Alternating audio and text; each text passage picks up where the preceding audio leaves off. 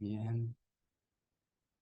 Muy bien, hermanos, buenas noches para más una reunión de Teófilos, hoy con la satisfacción inmensa de tener nuestro, queremos llamarlo hermano, pero es nuestro padre Daniel, que es también nuestro hermano, ¿no?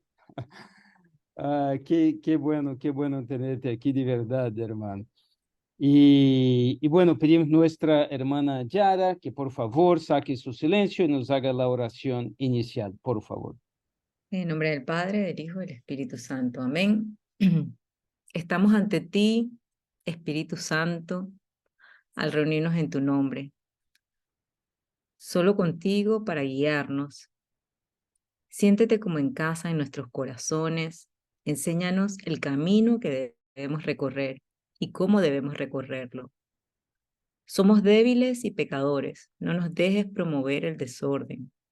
No dejes que la ignorancia nos lleve por el camino equivocado, ni que la parcialidad influya en nuestras acciones.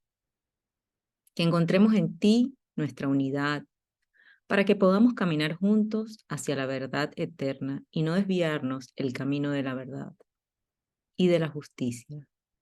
Todo esto te lo pedimos a ti, que obras en todo lugar y tiempo, en la comunión del Padre y del Hijo, por los siglos de los siglos.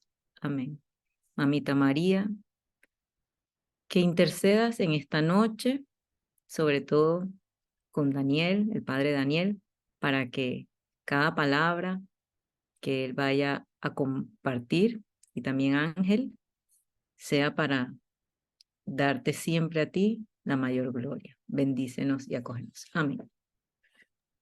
Amén. Gracias, hermana. Qué bella oración, saliendo del corazón. Gracias. Bueno, sin perder sin tomarnos más tiempo, pasamos entonces la palabra a nuestro querido padre Daniel. Qué satisfacción, Daniel, tenerlo acá con nosotros. Sí, sí, yo también estoy muy contento. Hace ratico que no nos veíamos. Me disculpo, como la garganta un poco afectada, entonces no, de vez en cuando se sale una tos. Aquí está haciendo en Colombia un clima muy extraño porque en el día hace muchísimo calor, de hecho estoy sudando, pero en la noche llega un frío impresionante. Entonces, eh, eso hace que nos enfermemos fácilmente. Bueno, eh,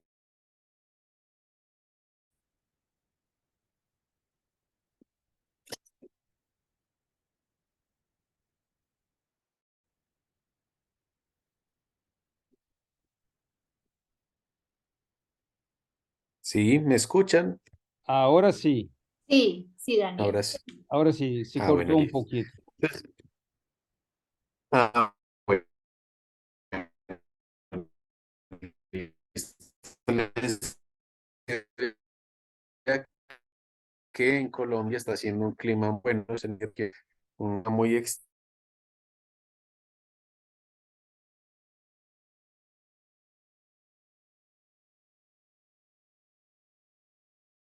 Antes de adentrarnos en el mundo de los escritos sapienciales, como ya saben, pues estamos empezando una nueva sección. Recuerden que las secciones, la Biblia se divide en secciones y estamos empezando a adentrarnos en los libros sapienciales.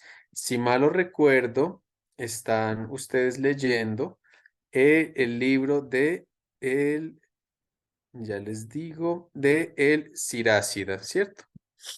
Sí. Entonces, para cerrar ese ciclo que hemos estado meditando hasta el momento y antes de empezar este nuevo ciclo de los libros sapienciales, es muy importante revisar un episodio de la historia de Israel que se llama la repatriación. La repatriación es ese momento cuando Israel, después de haber entrado en contacto con otras culturas como la Babilonia y la Siria, se dispone regresar a su tierra y precisamente muchas de las personas que vienen, pues también llegan con nuevas ideas, con nuevos modos de pensar. El, el entrar en contacto con otras culturas siempre nos abre horizontes, también nos pone en ciertos peligros. Y muchos de los textos sapienciales se deben a precisamente un contacto con otras culturas.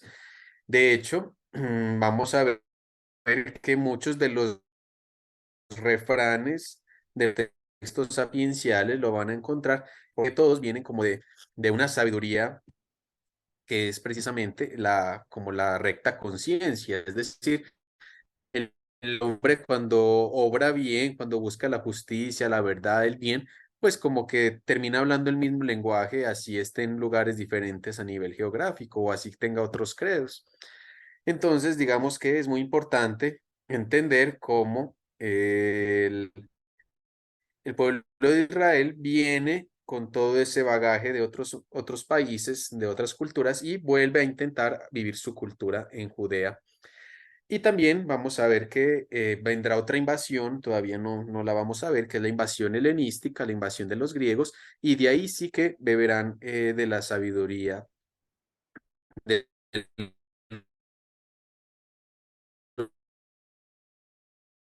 los griegos para elaborar muchos de los refranes, muchas de las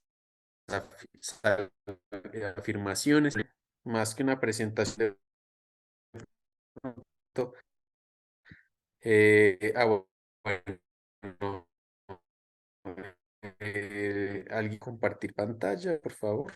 Y bueno, mientras tanto, recordemos que había tenido el rey Nabucodonosor, había tenido una visión donde una estatua que era de diversos metales iba siendo destruida eh, por una piedra que se soltaba y bueno, y que la asociábamos con Cristo, que es la piedra angular. Entonces recordemos que cada parte de la estatua de un metal diferente era un reino que le iba a suceder a Babilonia. Entonces, estamos ahora ante precisamente que el pueblo de Babilonia, el reino de Babilonia, está siendo acechado por un nuevo enemigo de turno, que es el imperio persa. El imperio persa llega con mucha fuerza, llega con con mucha expansión, liderados por un emperador que se llama el emperador Ciro. Eh, entonces, debido a esto, el imperio de Babilonia empieza a verse amenazado. Sin embargo, hay una historia muy curiosa de por qué, digamos, el reino de Babilonia cayó muy fácilmente en manos del imperio persa, un imperio tan grande, tan poderoso, tan majestuoso como el imperio de Babilonia, cae en pocos meses en manos del imperio persa y sin casi derramar sangre. Y es precisamente, hay una teoría muy interesante, y es que resulta que el último rey de los babilonios, eh, digamos que empezó a ser poco simpático al pueblo babilonense. ¿Por qué? Porque el pueblo babilonense eh, tiene una especie de monoteísmo extraño, según el cual hay un dios principal que debe tener el homenaje supremo y todos los demás dioses, pues si existen o no, no importa, con tal de que este dios tenga la supremacía de todo. Ese, ese rey, ese dios supremo es el rey Moloch, por así decirlo.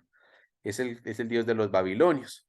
Sin embargo, el último rey de los babilonios estaba simpatizando con otros dioses, precisamente porque su mamá, su papá se había casado con una reina de otra región que tenía otros dioses.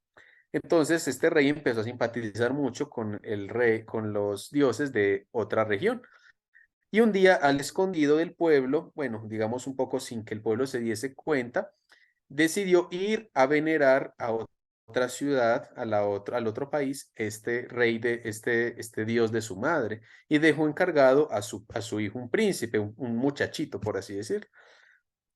Entonces, el, el caso fue que por coincidencia o quizás por planeación, el reino persa aprovechó que el rey no estaba para venir a convencer a los babilonenses de que era mejor que él no fuera el rey, que ese rey no respetaba las tradiciones religiosas.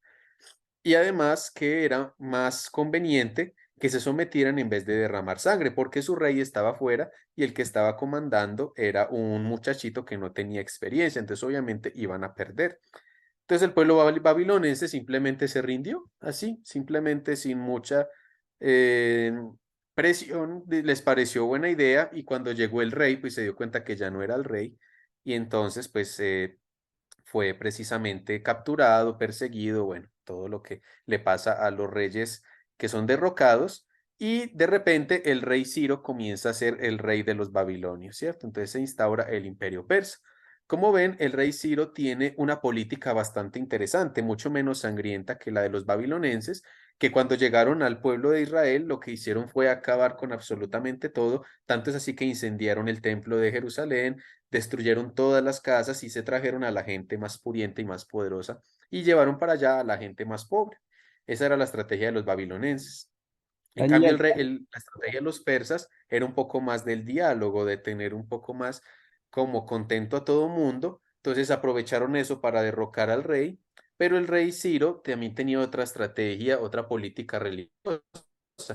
Y él les dijo, bueno, ya que aquí en Babilonia no les gusta tener como mucha competencia con los dioses, entonces que todos los pueblos extranjeros que no adoran a Moloch, que no adoran a este dios, se vayan a sus tierras y vuelvan a hacer sus templos, que vuelvan a vivir su fe, que vuelvan a tener sus dioses y cada uno en su ladito va a poder vivir su fe, cada uno en su ladito vamos a estar más en paz, pero nosotros seguimos siendo los reyes.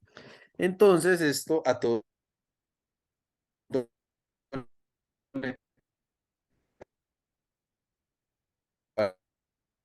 pareció excelente, y en especial a los judíos, porque por fin empezaron a ver que precisamente los iba a ayudar a regresar a la tierra prometida.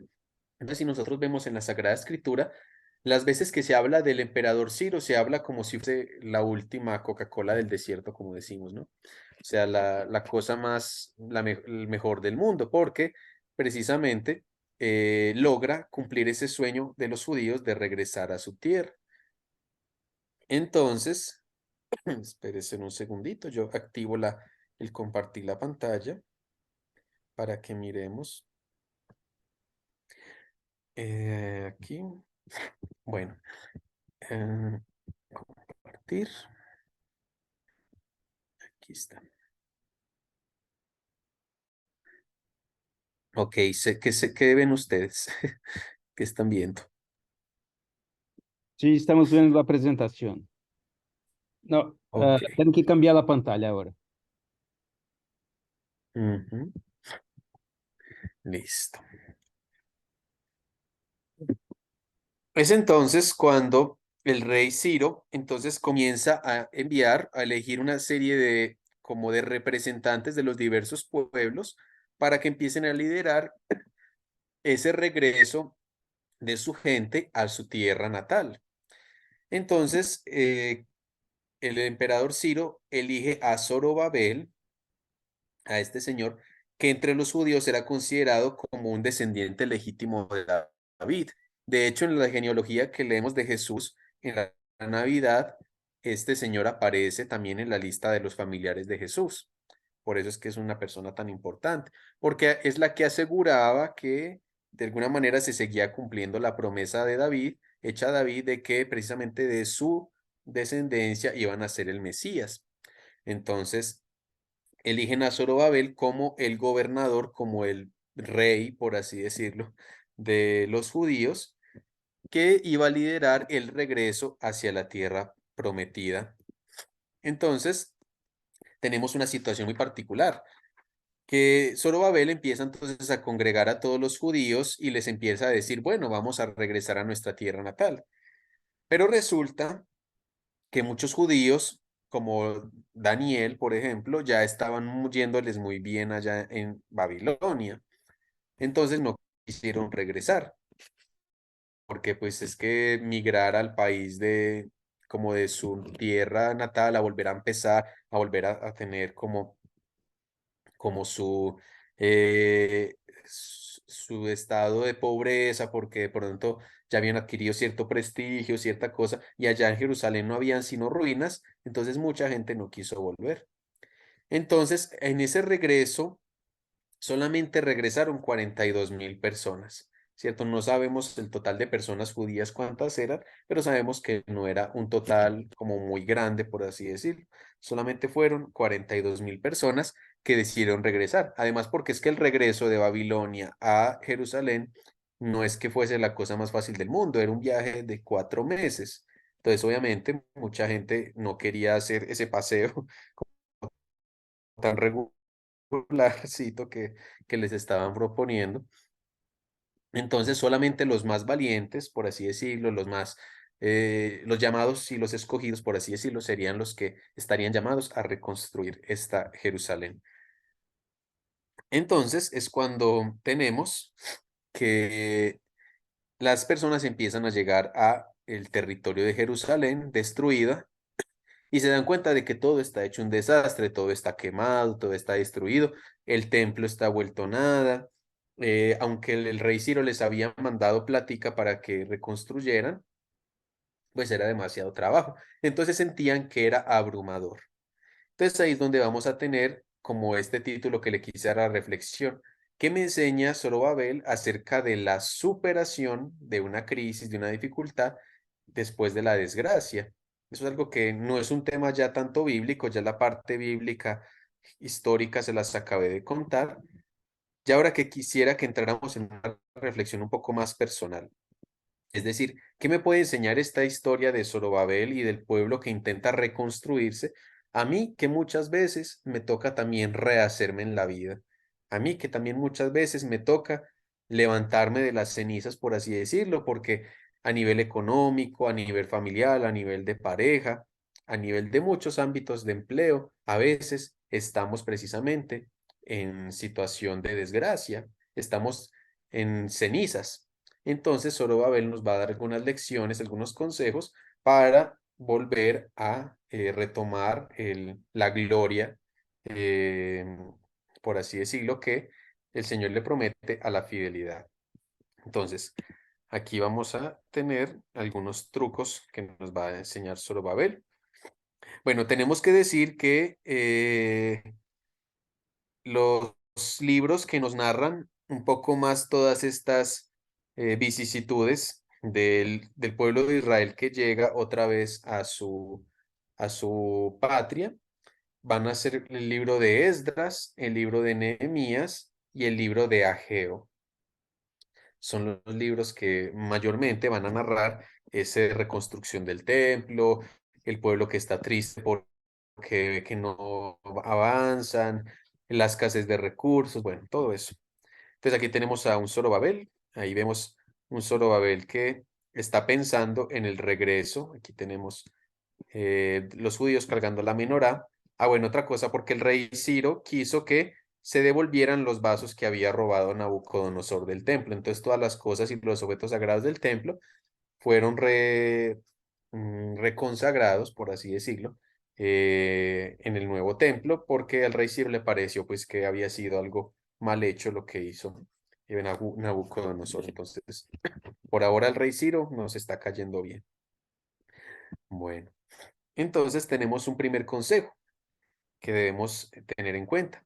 Y es que en nuestro proceso de levantarnos, de rehacernos, tenemos sí o sí que aceptar nuestra historia y nuestro reto.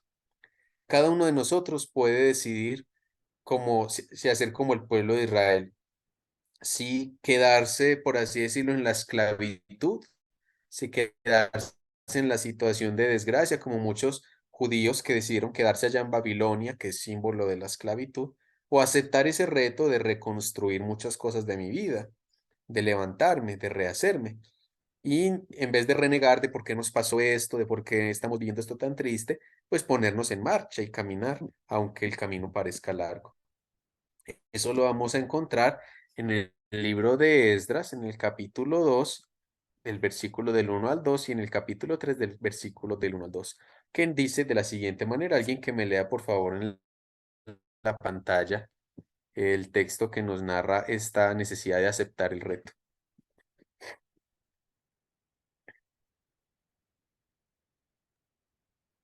Estas son las personas de la provincia que regresaron del cautiverio, las que habían deportado a Babilonia y que volvieron a Jerusalén. Vinieron con Zorobabel. Se pusieron entonces a reconstruir el altar de Dios, de Israel, para ofrecer en el holocausto como estaba escrito. Ujú. Muy bien, como vemos ahí,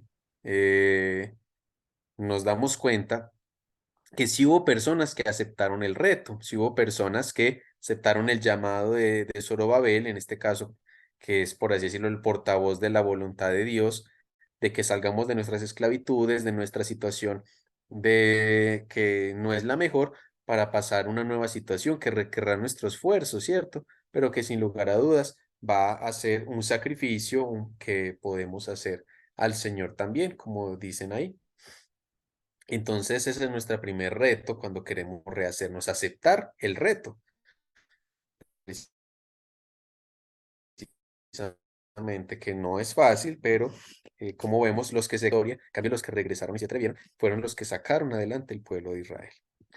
Un segundo consejo es escuchar buenos consejos cuando necesitamos salir adelante, cuando vemos que el camino se nos cierra y que se nos derrumban nuestros edificios, por así decirlo. Necesitamos asesorarnos de voces positivas, aceptar esas voces que nos motivan y evitar, obviamente, las que no nos hacen bien.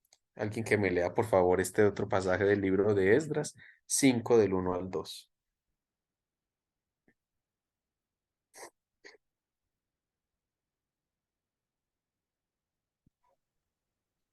Zorobabel y Josué se decidieron a reanudar la construcción del templo. Los profetas estaban con ellos apoyándolos.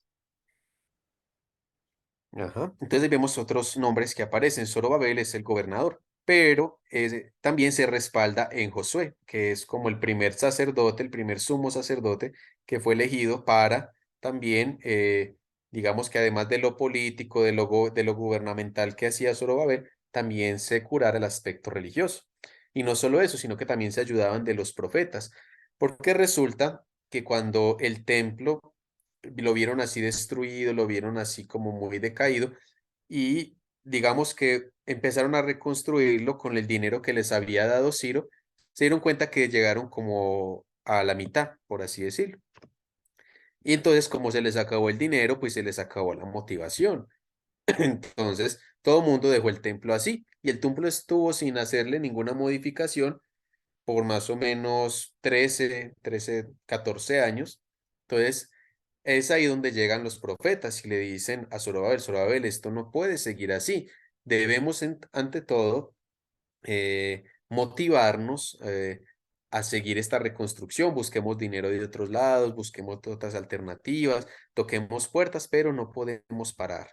Y eso es precisamente lo que también nos toca a nosotros cuando estamos también en esas crisis de levantarnos de nuevo, acercarnos a personas que nos ayuden a ver las cosas diferentes, acercarnos a personas que nos ayuden a mirar hacia adelante, por eso esa meta que nos propusimos en vez de desanimarnos y quedarnos en la situación actual o a mitad de camino, como le estaba pasando al pueblo de Israel.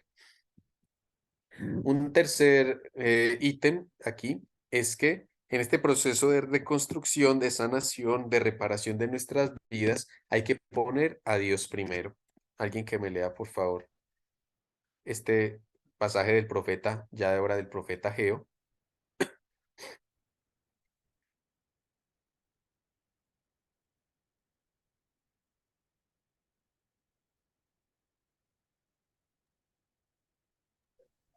Así Bueno, qué pena. dice, así dice Yahvé, Sebald. Prestad atención a la situación en que os halláis. Habéis sembrado mucho y cosechado poco. Habéis comido, pero sin quitar el hambre. ¿Por qué? Porque mi casa está en ruinas, mientras vosotros os cobijáis cada uno en su casa. Ok, bueno, ahí tenemos unas palabras bastante duras. Resulta que cuando el pueblo de Israel vio que hacer el templo, reconstruir el templo estaba tan difícil, pues entonces dijeron, pues qué bobada, ¿no? Mejor cada uno vaya y reconstruya su propia casa y empecemos como a vivir otra vez en la comodidad y ese templo algún día lo acabaremos. Entonces el profeta Ageo les dice, no, así no se puede. Miren que esa falta de progreso, ese estancamiento en su vida, se debe a que precisamente no has puesto a Dios en el primer lugar. Y eso también nos pasa a nosotros. A veces pensamos rehacer nuestra vida, salir de nuestros errores, pero la confesión por ningún lado, la Eucaristía por ningún lado, la dirección espiritual por ningún lado. Queremos centrarnos de pronto solo en lo económico, en que la solución está en cambiar de trabajo, en que la solución está en cambiar de pareja, quizás, pensamientos quizás muy terrenales, olvidándonos que quizás el primer paso está por reconstruir mi relación con Dios. Si reconstruyo mi relación con Dios, ya mis demás relaciones estarán más ordenadas. Entonces, miren lo que dice el profeta. Esa insaciedad, ese comiste y siguen con hambre. Entonces, el profeta les dice, no, todos paren la construcción de sus propias casas, vamos todos de nuevo a enfocar nuestros recursos en reparar el templo del Señor. Y ya van a ver que si damos a Dios primero, Él nos dará más prosperidad. Entonces, bueno, eso también nos habla un poco de la teología del diezmo, ¿cierto? De que mi trabajo, mis primicias, el fruto de mi año, pues yo también debería compartírselo a Dios, a la iglesia, en este caso, a la caridad, a otras instituciones que aseguren que precisamente le estamos ofrendando a Dios y reconociendo que no es fruto de nuestro trabajo, sino de su gran providencia. Entonces, ese es el otro secreto para reconstruirnos, para sanarnos, para repararnos, levantarnos. Hay que poner a Dios primero. Y el cuarto es quizás también una cosa bastante difícil, es afrontar la nostalgia del pasado. Vamos a leer este texto. Alguien que me lo lea, por favor.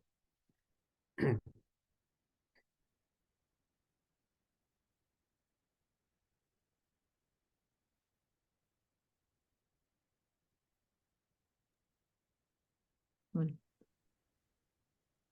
¿Quién queda entre vosotros que haya visto el templo en su primer esplendor? ¿Y qué es lo que veis ahora?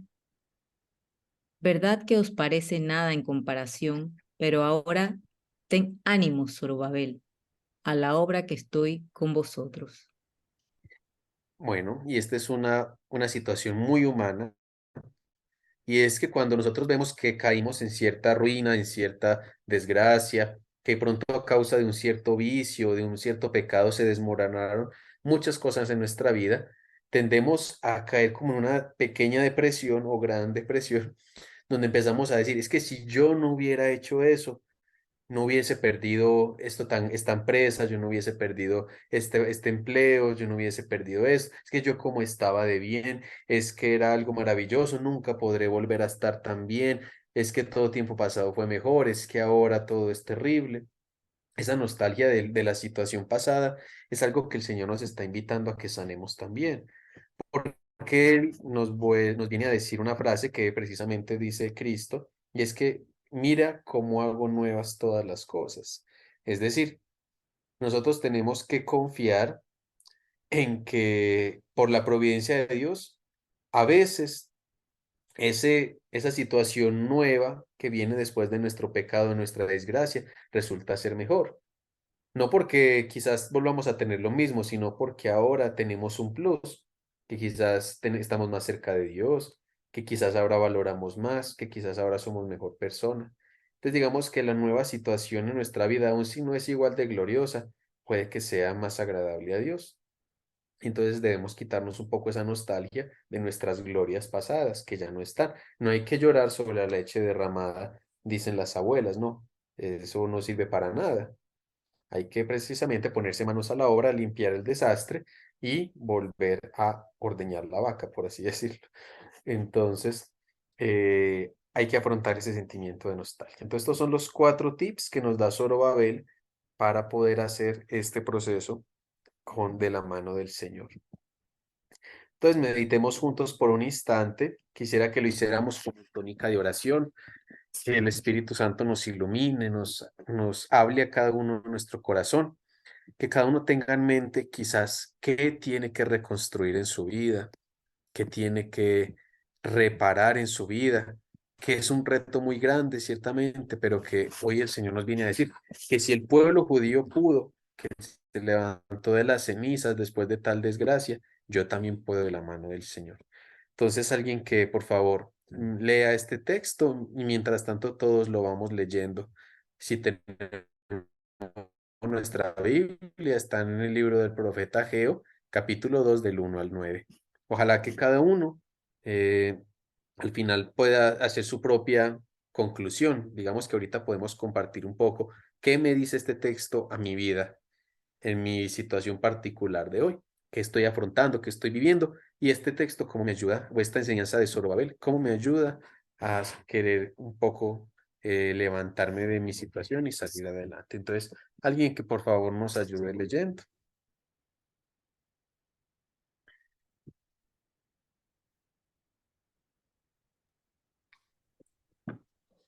El día 21 del séptimo mes del segundo año de Darío, Yahvé le encargó al profeta Ageo que transmitiera el siguiente recado a Zorobabel, gobernador de Judá, y a Josué, sumo sacerdote, y a todo el pueblo en general.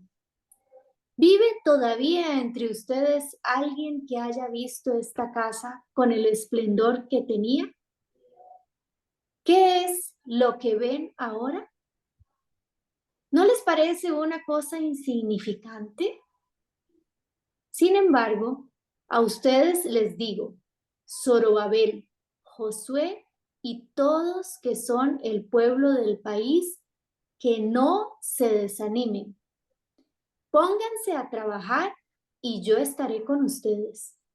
Palabra de Yahvé de los ejércitos. No tengan miedo, porque mi espíritu está entre ustedes.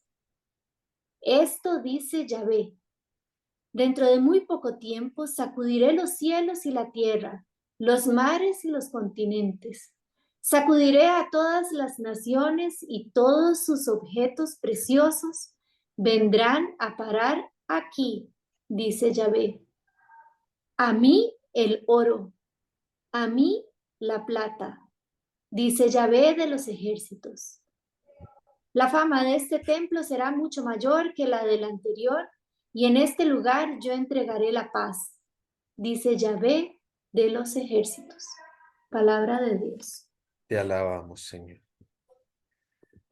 Bueno, cada uno en su casa haga una lectura en silencio de este texto, que sea una lectura que intenten preguntarle al Señor, ¿qué me quieres decir con este texto? Estamos acostumbrados a que hacemos la lección divina con el Nuevo Testamento, que solo el Nuevo Testamento nos puede decir algo, pero el Antiguo Testamento también es palabra de Dios. Y vamos a ver que quizás tiene más para decirnos de lo que esperábamos. Entonces, en un momento de silencio, cada uno va a leer este texto del profeta Ageo en su casa.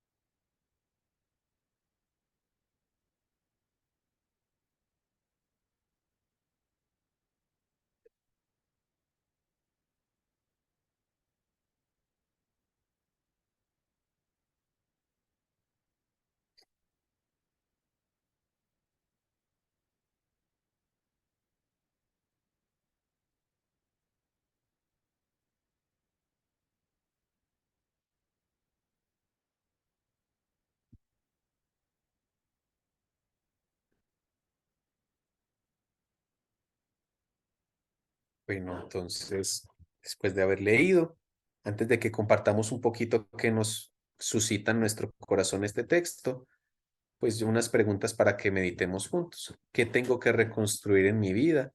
¿A través de qué medios Dios o qué medios o personas Dios me está animando a no desfallecer. Me consolaré con la esperanza que Dios puede hacer nuevas todas las cosas y que lo segundo a veces es mejor que lo primero. Como decimos en la vigilia pascual, feliz culpa la que nos mereció una tal redención. Hablando del pecado de Adán, que quizás puede ser algo que nos haga llorar, esa situación de paraíso que perdimos, pero ganamos a Cristo y eso es 1000 veces mejor. Entonces, bien pueda los escucho el que quiera compartir. ¿Qué le llama la atención de este texto o de esta reflexión que estamos haciendo?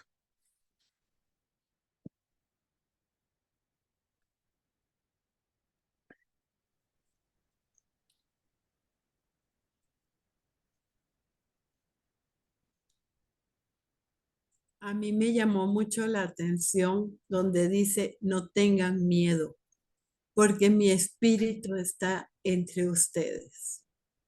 Y a veces eso no lo sentimos, las cosas nos arrastran, el mundo nos arrastra. Ujú. Claro que sí, tienen razón. A veces necesitamos esa voz del Señor que de una u otra manera nos dice que está con nosotros. Es una compañía, siempre aligera las cosas, ¿no? Como dicen por ahí, una pena compartida se hace más ligera y una alegría compartida se hace más grande. Pues compartir con el Señor siempre es la mejor opción para nuestro proceso de levantarnos. Muchas gracias, Flori. ¿Alguien más? A mí también bueno, me llama la atención la parte que dice, sin embargo, a ustedes les digo, Zorobabel, Josué y a todos ustedes que son el pueblo del país, que no se desanimen. Que yo creo que a veces hay situaciones, ¿verdad?, que lo bajan a uno y uno se queda como que no sabe qué hacer y entonces se desanima, y ¿verdad? Y entonces, no, hay que tener fe y confiar en que Él va a estar ahí y que nos va a presentar la manera correcta, la mejor manera de hacer las cosas, ¿verdad? Hay que seguir luchando, hay que seguir poniendo ese Ujú, todo de uno, ¿verdad? Para que las cosas salgan bien. ujú. Claro que sí, Anita. Mira que es bonito que el Señor cuando les pone ese reto de reconstruir el templo, no les dice, ¡pum!, varita mágica, cuando lleguen lo van a encontrar, no. O sea, cada uno tiene que hacer su tarea, lo que decíamos, asumir mi historia y mi tarea, pero sabiendo que el Señor me da los medios para hacerlo. El pueblo de Israel nunca se imaginó que el reino de Babilonia los iba a dejar salir, nunca. Pero el Señor es experto en buscar caminitos así. Y vean, por esta razón extrañísima de que se fue el rey a pasear por allá, yo no sé dónde, resultaron en manos de un emperador mejor. Entonces, como vemos, el Señor siempre abre caminos donde no lo vemos. Gracias, Anita. ¿Alguien más? No, Daniel, isso que me llamó la atención, porque no se trata de una mágica, ¿no? Se trata de un esfuerzo. Tú haga tu parte que yo me encargo de la mía, ¿no? Y te cuidaré, ¿no? Esto que es, mucha gente cree que por ir a la iglesia, por estar ahí, que va a pasar una mágica y todo va a funcionar. No, no es así. Tú tienes que y hacer tu parte también, ¿no? Tú tienes que trabajar, tienes que se dedicar. Eso fue que me llamó la atención del texto. Ujú. Sí, es verdad, Francisco. Nosotros hay veces tenemos una concepción muy triunfalista de nuestra fe. Es decir, como que tenemos esa idea que nos han vendido un poco como del evangelio de la prosperidad, por así decirlo. Es decir, que el cristiano sí o sí tiene que ser exitoso o el cristiano sí o sí tiene que ser bendecido. Eso es algo que escuchamos incluso en muchas sectas y por eso es que a veces son tan llamativas. Ven aquí y tus finanzas mejorarán. O ven aquí y tu empresa no se quebrará, ¿cierto? Como que se nos olvida que somos precisamente discípulos de un crucificado, ¿no? Y que el Señor no le ahorró ningún discípulo, si el Padre no le ahorró ningún sufrimiento a su Hijo, que era Dios, pues entonces la lógica también es que nosotros no nos va a ir mejor, por así decirlo, de esperar una vida pues como sin cruces, ¿no? O sea, no hay cristiano sin cruz. Y eso es muy alentador porque en realidad nos está diciendo que el cristiano no se le ahorra ningún sufrimiento. La diferencia es que el cristiano tiene una compañía, tiene una presencia. Y eso lo cambia todo. El cristiano tiene Ups, a un consolador que ups. precisamente otras personas van a sufrir exactamente lo mismo, pero la fe nos da una mirada muy diferente a lo que nos pasa. Entonces es muy bello saber que los cristianos no somos como, por decirlo, los privilegiados de la humanidad, por así decirlo, que nunca nos enfermamos, que nunca nos pasa nada. De hecho, si vemos todos los santos, por ejemplo, el de ayer, San Maximiliano María Kolbe, pues miren qué paradójico, ¿no? Un sacerdote tan bueno, tan de todo, acabar en la cámara de la inanición, de la cámara del hambre, pero él la transformó con la compañía de Cristo. Entonces lo que dice Francisco es verdad. Se trata de poner mi parte y saber que aquí en esta tierra se trata de esfuerzo. Se trata de precisamente tomar nuestra cruz. ¿Alguien más? Acá Sí, yo veo también disculpa, Ángel, no te preocupes, claro. dile. No, ok, yo veo ah, dos frases que hay una ligación directa con el Evangelio de San Mateo, cuando Jesús, en sus últimos, la verdad, los últimos versículos del Evangelio de San Mateo, que Jesús dice, yo estaré contigo todos los días hasta el final, ¿no? Ujú, Y aquí hay una presencia también, o sea, aunque no había el templo, que el templo representaba para el pueblo judío la presencia del Señor, el Señor dice, no, mira, yo estoy con ustedes, yo estaré con ustedes. Sigan adelante, yo estaré con ustedes. Mi espíritu está entre ustedes, marcando muy bien la presencia del Señor en el medio del pueblo, aunque no tenga el templo, ¿no? Entonces ahí crea ya esa figura de que no hay necesidad de la construcción del templo en sí, yo estoy con ustedes. ujú. Y otro punto que me llama bastante atención, que viene siendo repetido desde San Juan Pablo II, ¿no? La Rota Mi Rota, y ahora también con el Papa Francisco, no tengo miedo, no tengo miedo. Y esta frase se quedó muy, muy fuerte, muy marcada. Gracias, hermano. A ti, Rubén, sí, es muy cierto que aquí tenemos un anticipo evangélico y que precisamente Jesús va a insistir mucho eso en su polémica contra los fariseos cuando él dice destruir este templo y yo lo edificaré. Porque recordemos que el cristianismo no es una religión del edificio, por así decirlo, ¿no? Como de pronto el judaísmo o el islamismo, ¿no? Que hay que ir a la Meca una vez en la vida si no nos condenamos, bueno, cosas así. O que solamente los que viven en Jerusalén van a ver al Mesías triunfante que va a aparecer y va a venir por todos. Recuerda que nuestra religión es una religión del espíritu y aquí tenemos, no tengan miedo porque es verdad, no está el templo, pero mi espíritu está entre ustedes. Entonces nosotros tenemos una religión del espíritu, una fe del espíritu. Es decir, yo en mi casa puedo gozar de la presencia de Dios, en mi parroquia puedo gozar de la presencia de Dios. Hay lugares donde se siente más la presencia de Dios, pero en mi corazón habita yo soy un templo del Espíritu Santo. Es decir, ya no es solamente reconstruir un templo material, yo también soy un templo y a veces por el pecado yo me derrumbo, yo me quemo como el templo de Jerusalén. Y entonces el Señor nos dice, yo estoy contigo para reconstruir ese templo espiritual, no tanto un templo material, sino un templo espiritual, y lo que hoy te voy a ayudar a reconstruir, y ese templo eres tú, que eso es precisamente todo lo que estamos reflexionando en este momento, que muchas veces nosotros somos ese templo que se destruye y que nos cuesta volver a armar, nos desanimamos en el proceso. ¿Alguien más? Sí, bueno, Ujú, que acaba de decir exactamente, bueno, viene a función con lo que en mi pensamiento, el punto 3, vive todavía ujú. entre ustedes alguien que haya visto esta casa con el esplendor que tenía. ¿Qué es lo que ven ahora? ¿No les parece una cosa insignificante? Bueno, este, yo quisiera, a lo mejor en una confesión, en una, no sé cómo atreverme pues a hablar en estos términos, pero yo lo siento así. Uno pues en el transcurso de la vida, uno ha tenido los altibajos.